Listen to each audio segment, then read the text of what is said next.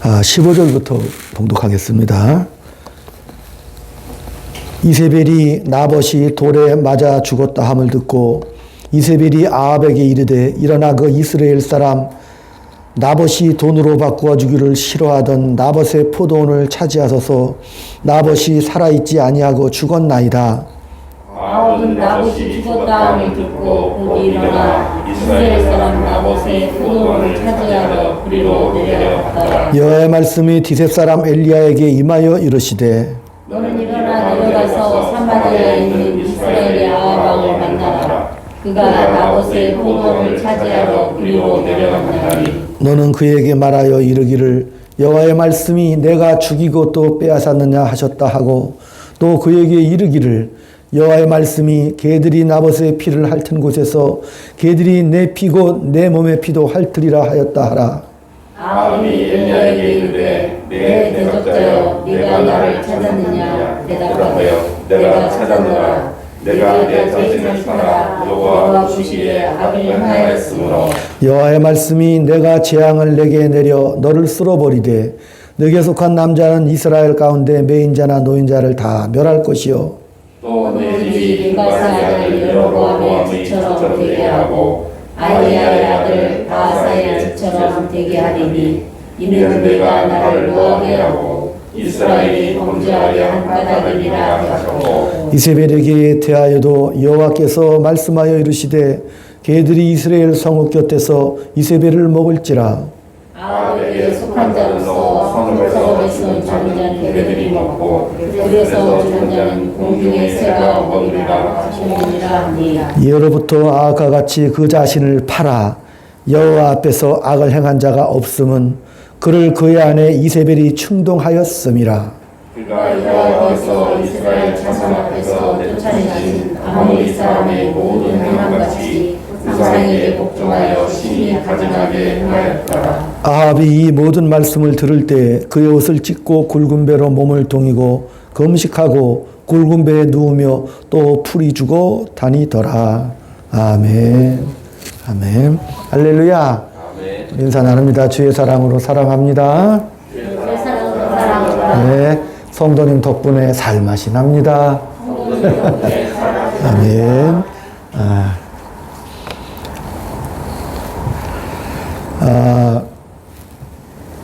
이 열왕기서는 이스라엘의 역사가 남북으로 나뉜 시대의 역사적인 기록입니다. 이스라엘에 등장하는 많은 왕들이 그는 여호와 보시기에 정직히 행했다 이렇게 또 나눕니다. 다윗의 뒤를 따르는 자, 반대로 여로보암의 뒤를 따르는 자 이렇게 나뉘는데 여로보암의 뒤를 따르는 자들은 아합의 뒤를 따르는 자들이다. 그래서 성경에서 바로 그 전에 왕상 16장 30에서 33절에 보면 아주 악한 왕의 가장 대표적인 사람이 바로 아합 왕입니다. 그 가장 악한 왕의 시대에 엘리야가 등장을 했고 아합과 엘리야를 현재 대조하고 있다는 사실입니다. 아합은 여러 가지 악한 그런 행동을 했지만 오늘 본문에 보면 아주 좀 이상한 면모를 또 보이고 있습니다. 그는 북이스라엘의 오므리 왕의 아들로 여러 우상을 수입을 하고 처처에 하나님의 말씀을 대적하고 새로운 가치관과 문물과 문명을 융성하게 일으켰던 왕이었지만 그 왕후 이세벨의 충동으로 여호와 선지자들을 많이 죽였어요. 또한 엘리야마저 죽이려 했고 또 오늘 본문에 나오는 대로 사마리아의 왕궁 옆에 보면 나봇이라는 사람의 아주 기름진 포도원이 있었거든요. 근데 이 아합이 그 기름진 포도원을 탐을 냈어요. 내 왕궁 옆에 이 포도원을 헐고 내가 먹을 채소밭을 좀 갖고 있으면 한다. 찾아가서 내가 값을 줄 테니까 그 포도원을 팔아라. 겉으로 보면 굉장히 정당해 보이잖아요. 솔직한 말로 왕이 와서 그 밭을 후하게 값을 쳐주고 사겠다 그러면 출세의 기회죠? 그렇잖아요. 나봇의 입장에서는. 근데 나봇이 거절을 해요. 왜 거절을 하죠? 이스라엘의 땅은 애초부터 자기들의 땅이 아니에요. 왜? 이스라엘이 12지파가 가나안 정복 전쟁을 할 당시 땅은 어떻게 나눠졌죠? 제비 뽑아 나눠졌죠? 그러니까 그 모든 땅은 누구 거? 물론 개인에게 다 소속된 것이지만 근본적으로 하나님 거기 때문에 팔고 사지를 못해. 만약에 내 땅을 가지고 있다가 내가 가난하게 되어서 아니면 무슨 일이 생겨서 땅을 팔지라도 70년 후에는 다시 돌려주게 돼 있어요. 그러니까 하나님의 율법 속에, 하나님의 말씀 속에 이 나봇은 이 땅을 왕이라 할지라도 팔 수가 없죠. 하나님의 약속을 지켜야 되기 때문에. 근데 이 왕은 어떻게 했어요? 하나님의 율법을 어기도록 탐을 내고 욕심을 부리잖아요. 뺏고는 싶었는데 왕의 체면에 어찌할 줄 몰라. 근데 이세벨이 또 등장해서 계략을 써요. 나봇이 속한 그 성읍의 장로들과 유력한 사람들을 충동질해서 거짓 편지를 쓰게 해요. 뭐라고? 나봇이 역모를 꾸몄다. 요즘 말로 하면. 그래서 이세벨이 어떻게 해요? 그 장로들을 통해서 나봇을 또 죽이게 만들어요. 그러니까 이 아합이 이세벨의 말을 듣고 나봇이 죽었으니까 뭐 너무 좋아서 너무 좋아서 기분 좋아서 그 나봇의 포도원으로 가던 중에 오늘 뭐예요? 엘리야 선지자를 또 만나게 됩니다. 그러니까 이 아합이 아니 또 너냐? 이렇게 말하는 거죠. 그러니까 엘리야가 그렇다. 네가 죄 없는 나봇을 죽이고 백성들을 도탄에 빠뜨리게 하고 우상을 숭배하였으니 오늘 하나님의 말씀을 전한다. 네 죄로 말미암아 너도 죽고 네 흘린 피를 개들이 핥아 먹을 것이고 이세벨도 죽고 명할 것이다. 그러니까 아합이 그 말을 듣고 마음이 움찔했습니다. 억지로가 중요해요. 억지로 하나님 앞에 나가서 베옷을 입고 겸비해서 용서를 구하죠. 하나님께서 아합을 용서해 주고 그 벌을 내 자식대에 내리겠다. 이렇게 결말이 납니다. 이게 참 이상하지요. 아합이 이렇게 소심한 인간적인 면을 보이기도 하고 또 하나님 앞에 베옷을 입고 나가서 회개를 하지만 그러나 그 회개가 어떻게 해요? 진정성 있는 회개라고 보기는 어렵겠지요. 근데 하나님은 그것도 받아주시고 네 죄에 대한 벌을 네 자식대에 받게 하겠다. 그래서 오늘 이 본문 말씀을 볼 때 누구는 악했다, 누구는 선했다. 이것이 이 열왕기서가 하고 싶은 이야기가 아니라 저들의 실제적인 인간성을 보임으로 엘리야로 대표하는 인간성과 아합으로 대표하는 인간성에 대한 비교로 말미암아 교훈을 얻게 하신다는 겁니다. 그러니까 아합은 25절에 보면 예로부터 아합과 같이 그 자신을 팔아 여호와 앞에서 악을 행한 자가 없음은 그의 아내 이세벨이 충동하였음이라. 뭐라 그랬어요? 아합은 자신을 팔았다. 이렇게 나옵니다. 자기 자신에 대한 확고한 신념이나 의지가 없어요. 방랑자같이 바람이 불면 바람 부는 대로 끌려가고, 누가 충동하면 소신 없이 행동을 하고, 아주 소상하고 소심하고 연약한 사람으로 묘사되고 있습니다. 악한 왕의 대표라고 했는데, 그 악한 왕의 대표라면 지독할 만큼의 최고의 악심과, 그죠? 큰 악으로 무장한 그런 인물일 것 같은데, 근데 이 악한 왕이 오늘 본문에 보면 굉장히 소심해요.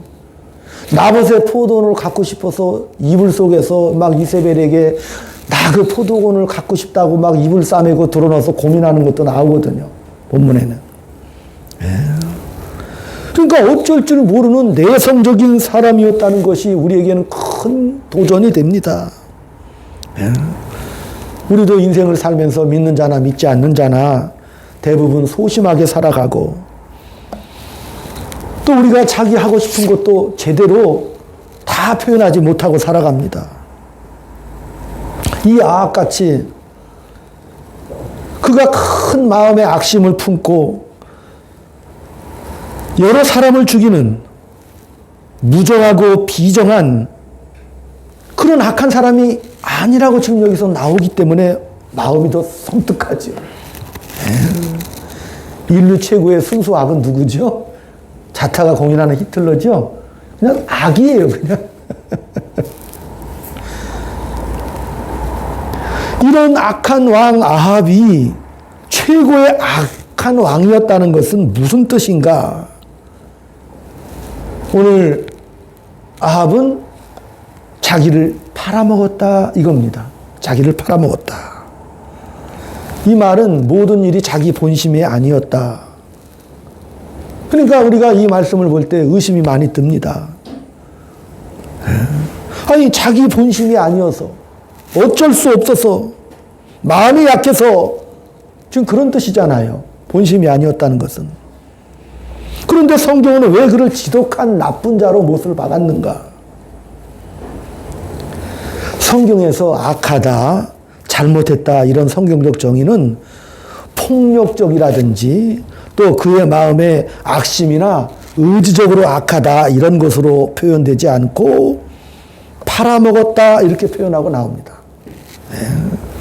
왜냐하면 에베소서 4장 17절에다 보면 이방인이 그 마음에 허망한 것 같이 이렇게 나오거든요. 예수를 안 믿는 사람들은 그 마음이 허망하고 허탄하여 목적 없고 방향 없는 인생을 살아가는 존재들이다. 이방인이라는 게 예수를 믿지 않는 사람들이잖아요. 예수를 안 믿는 사람들은 허망한 사람들이라니까요. 아합처럼 마음을 팔아먹은 자입니다. 속이 없는 사람. 예수가 없으면 그 속이 허전해지고 허망해지죠. 총명이 가리워지고 그 무지함으로 말미암아 하나님의 생명에서 떠나버리는 존재입니다. 생명에서 떠나 있으니까 자라나거나 번성하거나 열매를 맺는 일이 없고 그저 소멸되고 부패되고 썩어져 버리고 낡아지고 없어져 버린다는 겁니다. 그들은 감각 없는 자되어 방탕과 방임으로 욕심으로 행하게 되더라. 방탕이라는 것은 성경에서 무슨 도덕적인 방탕이 아닙니다. 이 방탕은 줏대 없이 가치 기준 없이 경우와 사건에서 판단 없이 모든 것을 시간에 맡겨버린다는 그런 뜻입니다. 시간에 맡긴다는 게 뭐죠? 그냥 시간이 흘러가는 대로 자신을 버려버리는 거죠. 그게 방탕입니다. 그러니 아합에서 보는 악한 왕의 극치는 악에 대한 의지나 폭력의 크기로 나오는 것이 아니라 그 자신의 인간됨과 본심과 자격, 없다는 것을 말하고 있습니다. 모든 경우에 휩쓸려가고 만다는 거죠. 성경에서도 인류의 시작이 아담인데 아담과 하와가 선악과를 따먹고 첫 증세가 나오죠. 벗었으므로 두려워하여 동산숲에 숨었다. 첫 증세가 뭐예요? 부끄러워하고 두려워한다. 두려워한다는 것은 그 가치가 어떠한 목적도 실력도 없기 때문에, 신념이 없기 때문에 두려워하는 것이죠. 사람이 그래요. 갈 방향을 모르고 내가 무엇을 해야 될지, 어디로 가야 할지를 모르면 두려울 수밖에 없잖아요. 올해도 하나님과 함께하는 그 길이 행복하죠? 방향을 모르면 두려워한다니까요. 아합이 저지른 일들은 그가 방향도 목표도 잡을 수 없는 상태에서 자기 불안을 지금 표현하고 있는 거죠. 근데 문제는 아합이 강력한 이스라엘의 왕이었기 때문에 그 왕 하나가 신념이 없고 잘못되면 어떻게 돼요? 너무나 많은 백성들이 피해를 받게 되겠죠? 문제는 그렇잖아요. 한 개인이 자기가 자멸하고 자폭해버리면 되지만 일국의 왕이 우상을 들여오고 나라 정책을 펴고 하나님을 대적하면 그 피해는 얼마나 큰 피해를 백성들에게 입히게 될 것입니까? 그 악한 뜻을 가진 게 아니라 그게 뭐예요? 허망하고 방황하며 마음 약해서 실력이 없어서 백성들이 고통을 당한다니까요. 우리 역사적으로 그런 일들을 많이 보죠. 한 존재로서 부끄러운 모습을 보이고 있는 거죠. 자기의 존재의 근거, 분명히 이스라엘의 왕의 왕은 하나님이신데도 이 아합이 강력한 군사력과 외교력을 바탕으로 하나님을 대적한단 말이죠. 그 자기가 존재가 무엇인지, 자기의 운명이 무엇인지를 전혀 지금 파악하지 못하고 그냥 팔려 다니는 그런 존재로 아합이 지금 대표되고 있습니다. 예수를 믿는다는 것은 무엇이 다르냐, 세상과? 우리가 예수 믿는 것은 우리 존재의 근거가 다른 것입니다. 우리는 우리 스스로 어떤 존재냐?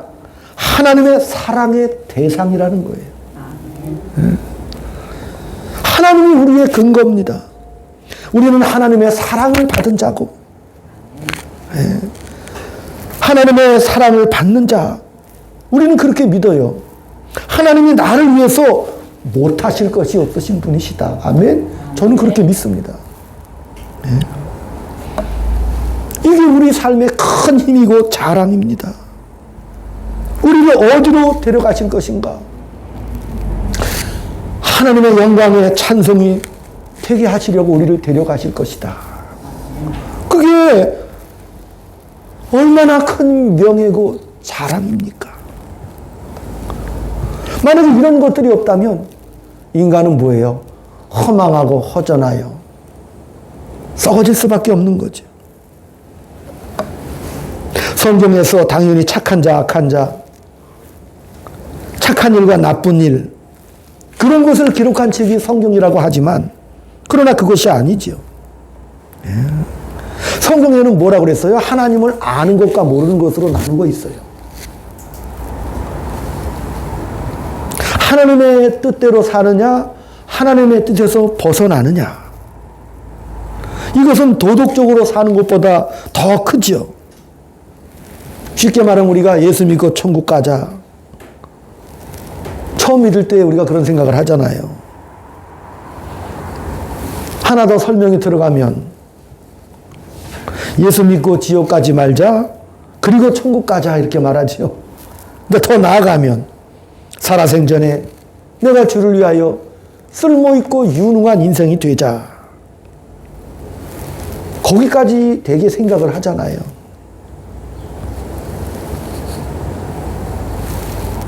우리 인생이 그렇다라고 생각을 해요. 지옥 가지 말고 천국 가서 지옥 가게 될 운명이 구원을 얻어서 하나님이 원래 창조할 때 지었던 그 인간을 완전하게 하신다는, 그래서 이 현실을 주었다, 이것을 잘 모르는 거예요.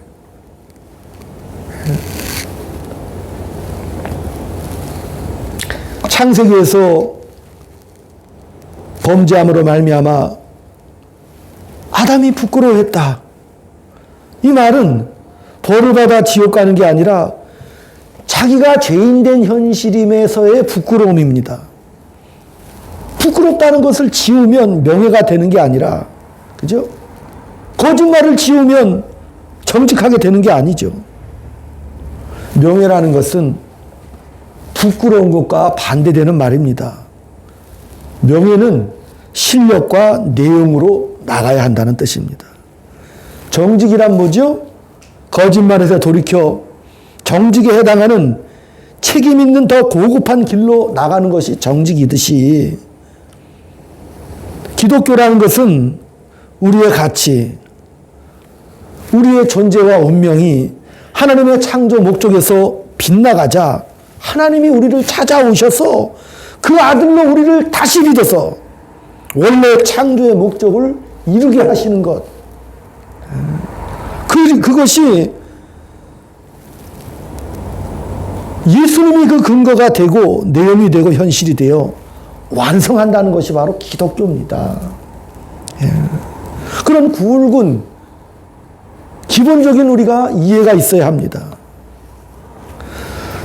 이 순종도 불순종을 지어버리면 순종이 나오는 것이 아니고, 순종이란 어디에 붙들어 매고 선택하여 무언가 해야 되는 게 순종이잖아요. 안 하면 중단하는 것은 순종이 아닙니다. 불순종을 안 하는 것, 내가 잘못한 걸 안 하는 게 회개가 아니라 잘하는 것을 내가 더 잘하겠다고 하는 것이 바로 회개입니다. 근데 우리가 내가 더 잘해야겠다 이렇게 말을 하지만 그게 우리가 또 뜻대로 되지 않습니다. 그게 신앙 현실입니다. 잘하려고 하는데 안 되는 것은 우리가 잘하려고 소원하며 간절한 마음을 가졌다고 해서 되는 게 아니죠. 왜? 실력이 있어야 되잖아요. 그러니까 어렵죠. 그러니까 순종할 실력이 없으면 어떻게 되는 거예요? 헛되고 허망한 것이죠. 더 나아가지를 못하는 겁니다. 아합과 대조적으로 이 엘리야 선지자는 그 시작에서 보듯 다른 선지자들하고는 달리 자기 스스로 자원해서 그 시대에 하나님의 말씀을 대적하고 우상을 숭배하는 불의와 세상의 가치를 향해서 도전하지요. 자발적으로 났습니다. 처음부터 무슨 하나님의 부름을 받는 게 아니라 자기가 뛰어나갔습니다. 하나님의 이름을 걸고 자기가 뛰어나가 아합에게 도전하고 갈멜산 전투에서 하나님이 명령한 것보다는 엘리야가 도전장을 먼저 내고 하나님 앞에 이렇게 들어달라고 간절히 기도를 합니다. 하나님만이 이 나라와 이 백성의 주인이신 것과 내가 하나님의 종된 것을 하나님이 보증해 주십시오. 하나님의 뜻대로 불을 내려 달라고 증명해 달라고 기도했습니다. 그러니까 이렇게 엘리야는 자발적으로 순종의 자리로 갔던 겁니다. 예. 아합은 순종할 리가 없어요. 왜? 이미 자기를 팔아먹어서 헛된 것에 마음을 담았기 때문에 그런 무력감과 공포 속에 헤맬 수밖에 없는 왕이었던 거죠. 예. 성경에서 말하는 것은 너희가 예수를 믿어 새 사람이 됐으니 너희를 다른 데에 팔아먹은 너희를 샀으니 너희들은 그 길을 갈 수가 있다. 예수를 믿어 새 사람이 되었습니다. 우리가 우리의 마음을 다른 데로 팔아먹었는데 누가? 하나님께서 오셔도 우리를 사셨어요. 그 목숨값으로. 그리고 하나님의 자녀를 삼았습니다. 그래서 이제는 너는 순종할 수 있어. 힘을 내. 그래서 너는 명예로운 길을 가야 돼.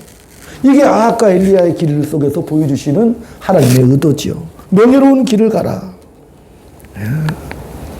그래서 그 창조의 목적을 너는 이루면서 가라. 뭘 이루려고 하시는 거예요, 지금 오늘 본문에서? 인생에서 업적을 남기거나 무슨 큰 사건을 통해서 여러분을 증명하는 것이 아니라 뭘 만들어라? 인간성을 만들어라. 인간성이 뭐예요? 인문학에서 보면은 인성이라고 하죠. 그죠? 성경에서는 뭐라 그래요? 하나님의 형상이라고 그러죠. 하나님의 형상. 그렇잖아요. 하나님께서 창세기 1장 22절 이하에 보면 여섯째 날 우리를 창조해 주셨죠. 그 전까지 다 다른 피조물을 창조해 주셨는데 창조물에게 생육하고 번성하라는 축복을 똑같이 주셔요. 다른 창조물들도. 그죠? 근데 하나님께서 다른 피조물들은 하나님이 가라사대 풀이 있으라 그러면 풀이 있었잖아요. 그래서 그대로 되니란데 이 인간은 어떻게 해요? 달라요. 우리의 형상을 따라 우리의 모양대로 사람을 만들자. 이렇게 말씀하셨거든요. 다른 피조물은 다 종류대로죠. 저 수백만 가지 종의 종류가 있죠. 근데 우리는 뭐예요? 하나님의 형상대로 우리의 모양, 우리의 형상을 따라 우리의 모양을 따라 사람을 만들자. 우리라는 표현이 굉장히 중요한 표현이거든요. 이렇게 강조한 것은 더군다나 3번이나 강조하셨단 말이죠. 우리 형상, 우리 모양. 이게 굉장히 독특한 창조물이죠. 족축한. 하나님의 형상대로 지음받았다. 이 하나님의 형상이 뭐냐? 인격성이고, 이게 다스리라고 그랬으니까 통치권. 또 인간은 불멸하죠? 그죠? 지옥에 가서도 영원히 살잖아요. 아멘? 영원한 생명, 불멸성을 하나님께서 부어주신 거. 그러나 더 중요한 것은 우리의 형상을 따라 우리의 모양대로 우리가 사람을 만들자. 왜 이렇게 강조하셨나요? 그 다음에 이 사람은 또 남자와 여자를 만들자. 저는요, 하나님께서 이제 아담을 처음 이렇게 만드셨을 때 아담이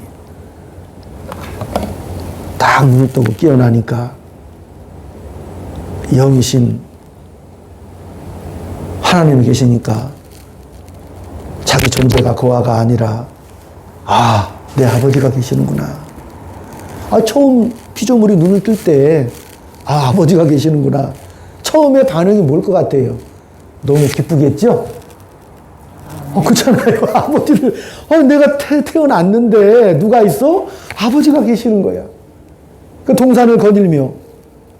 그러니까 에덴이라는 이름의 뜻이 기쁨이라는 뜻이잖아요. 기쁨의 동산이거든요.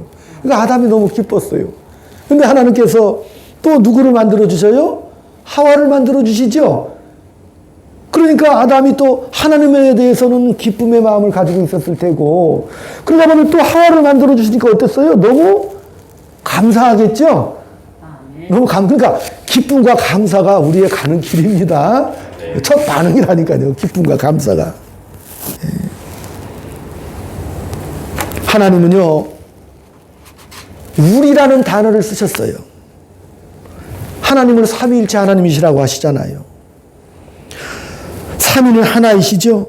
셋임은 하나죠. 근데 이게 애매하단 말이죠. 왜 저도 삼위일체를 3박 4일을 설명해도 이해를 못해요. 삼위일체가 하나는 책을 수십 권을 제가 읽어도 다 설명을 못하겠는 게 정답이거든요. 다 설명은 안 되겠죠.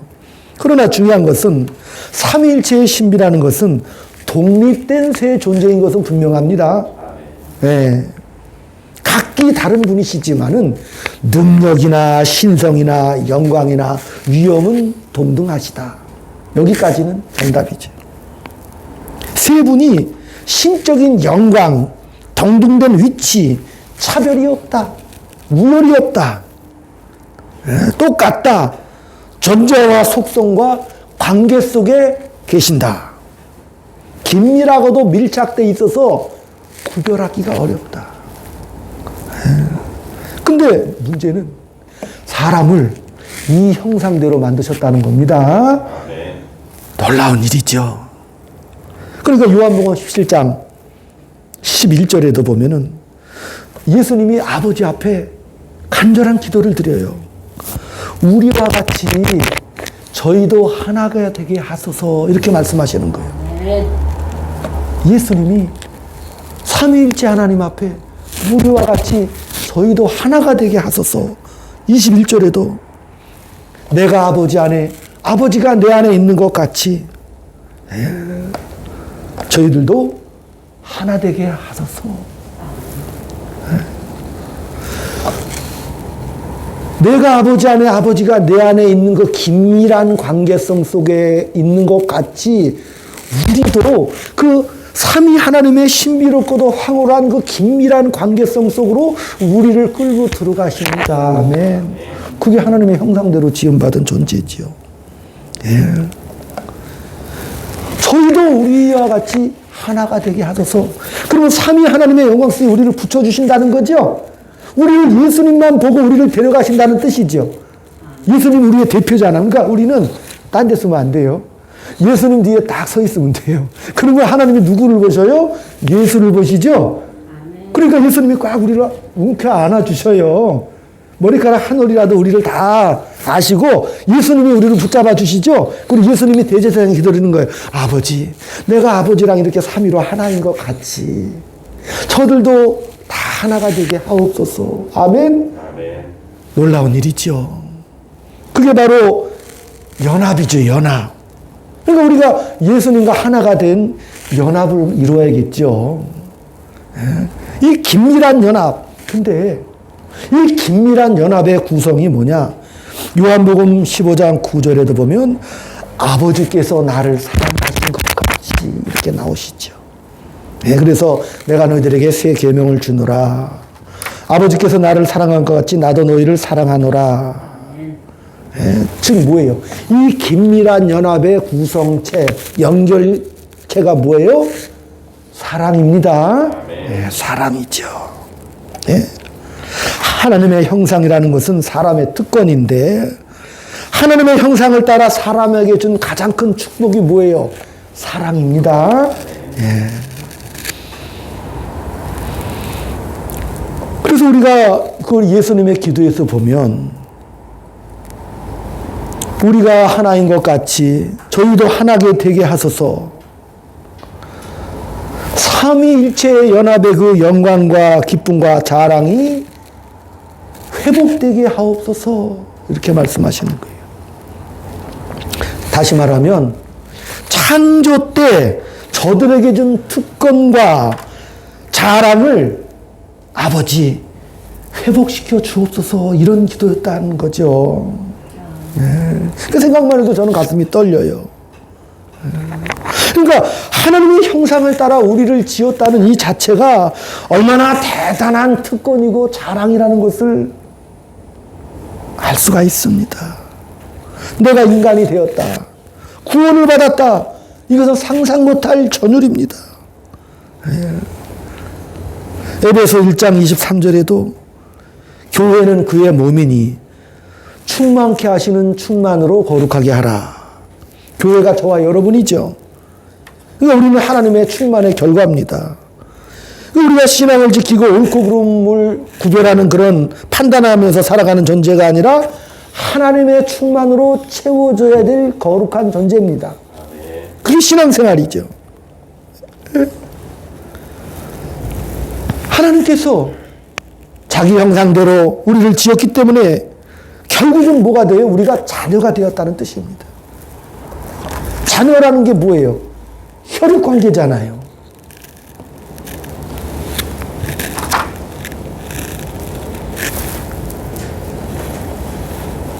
구원은 그럼 왜 이루어져야 되는 것이죠?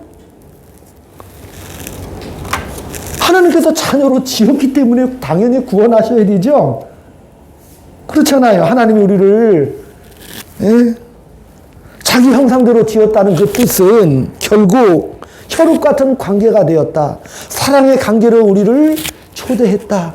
그렇기 때문에 하나님은 구원하셔야겠죠? 버릴 수가 없어요. 나 이것만 알면은 너무 감사하잖아요. 하나님 우리를 버리실 수 없어요. 너무 사랑하셔서 이 땅에 오셔서 목숨값을 치르시죠? 그것은 자식이기 때문에 가능한 거잖아요. 우리가 예수를 믿어 죄와 사망에서 구원받았다. 더 나아가라고 그랬죠? 예? 죄와 사망에서 구원받았다. 영원한 영생을 선물로 받았다. 더 나아가서 하나님의 영광, 그 창조의 목적을 회복하며 나아가자라고 나간다고 그랬죠? 그 목적을 회복하고 그 우리를 지어주신, 만들어주신 그 목적을, 그 형상을 회복하며 가는 영광스럽고도 복된 존재로서 하나님의 충만함을 덧입기 때문에 그것을 자랑하고 뽐내며 가야 될 복된 존재가 바로 저와 여러분입니다. 그 삼위일체 하나님의 긴밀한 관계는 사랑으로 표현했습니다. 그 사랑은 그렇게는 표현을 못해요. 삼위일체 연합이고 휘황되고도 영광스러운 그 결합의 모습을 사랑이라고 밖에는 표현을 못해요. 하나님은 이 신적인 충만의 관계를 포기하실 수가 없어요. 왜? 본인들이 삼위, 성부, 성자, 성령 하나님이 그런 분이시니까. 사랑이시니까. 속성이 그래요. 그러니까 우리를 그 형상대로 만들었기 때문에 우리를 포기하실 수가 없고, 그렇기 때문에 회복시켜 저와 여러분을 하나님의 거룩한 자녀로 신부단장 잘해서 천국의 혼인잔치에 참여시키게 하시려고 하는 것. 그래서 우리를 창조하신 그것을 완성하시려는 의지와 목적을 갖고 계시다는 사실입니다. 그죠? 그러니까 우리가 하나님의 충만으로 영광스럽게 나아가야 될 그런 거룩한 존재입니다. 마태복음 22장 36절에도 율법사가 물었어요. 율법의 큰 계명이 뭡니까? 마음을 다하고 성품을 다하고 뜻을 다하여 하나님을 사랑하라. 왜? 율법 전체, 성경 전체가 뭘 말해요? 사랑하라 그랬잖아요. 하나님을 사랑해. 하나님 사랑하고 남은 열정 가지고 사람을 사랑해. 그런 게 아니라 너 스스로가 네 본체가 하나님의 형상이기 때문에, 사랑의 관계이기 때문에 너희들의 특권이야 그것은. 그리고 너희들의 책임이다 이렇게 말씀하시는 거예요. 사랑이 우리의 특권이고 책임이죠. 예. 부모 자식 관계에 있어서 자식들이 때를 쓸 수 있어요. 땡깡 부릴 수가 있어요. 근데 어느 날 자식이 와가지고 아이 계산 다 주세요. 제가 나중에 돈 벌어서 갚겠습니다. 그런 자식은 패버려야 되죠. 아, 때를 쓸 수 있어요. 자빠질 수 있어요. 그러나 관계가 사랑의 관계잖아요. 하나님과 나 사이에. 그렇기 때문에 우리는 하나님에 대한 사랑과 충성의 모습으로 내가 사랑해야지가 아니라 하나님과의 관계에 있어서 그 본질이 저와 여러분은 사랑이고 화목한 그러한 자녀라는 사실이죠. 그렇기 때문에 우리가 인생을 살며 또 이런 설 명절을 맞이하며 불평과 원망과 고통은 남에게 돌리면 안 되고 나에게로 돌리면 됩니다. 누가 더 쓸모있고 누가 더 유능하냐, 예? 서로 경쟁하고 서로 정죄하지 말고 어떻게? 짐은 내가 지고 내가 죽어야겠죠. 예? 삶의 어떤 순간이든 저와 여러분은 하나님의 형상대로 지음받은 그런 영광과 명예와 특권을 가진 존재이기 때문에, 예? 어떤 일이든지 하나님이 나를 복주시려고 그러는구나. 이 문제가, 어떤 문제가 발생했을 때 이 문제가 나를 손해보거나 해치지 못할 거야. 그렇게 생각하시면 편하죠? 아멘. 그렇잖아요. 나를 위하여 유익하게, 나를 위하여 이것이 가장 아름다운 모습이니까 저 사람을, 저 이웃을, 내 남편을, 내 아내를, 내 자식들을 지금 이 시간에 주신 거야. 사랑해라. 아멘. 그렇게 위대하고도 멋진 명절 지내시기를 주의 이름으로 축원드립니다. 기도하겠습니다.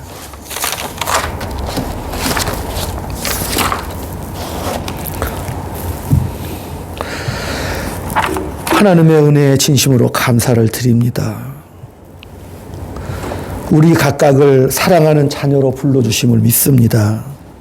나 하나를 위하여 기꺼이 십자가를 지신 아버지의 큰 사랑을 받들어서 그 인생을